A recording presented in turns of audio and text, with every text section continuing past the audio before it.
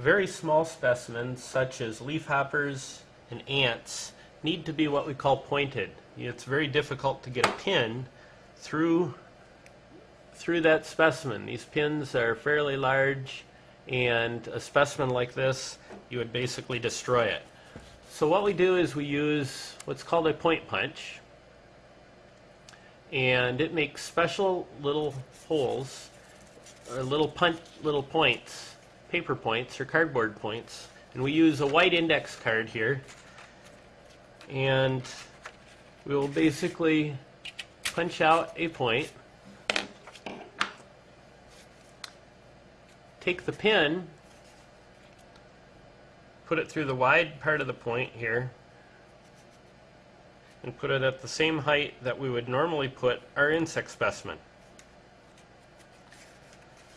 So now what we have is what we call a paper point. It's a piece of index card. It's the same height as the pin on the pin as the bottom side of most of the insects. So we'll have them at a consistent height. What I typically do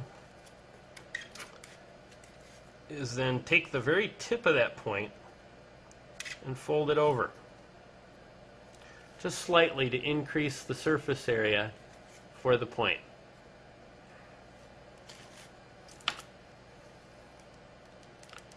Then take the specimen.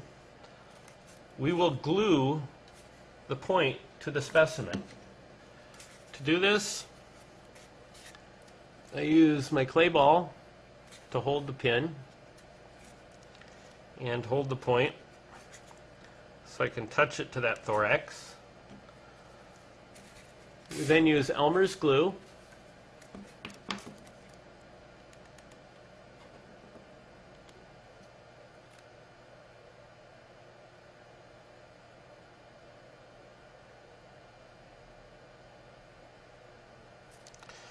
put a drop of glue on the tip of that point, touch it to the right side of the insect. Insects must be pointed by gluing to the right side of the thorax. I'm letting the glue dry just a little bit. Doesn't take very long. We now have a specimen that is glued to the point. So very tiny insects, you will glue, so the head end is up here, abdomen's down here, you've actually glued it to the side of the thorax.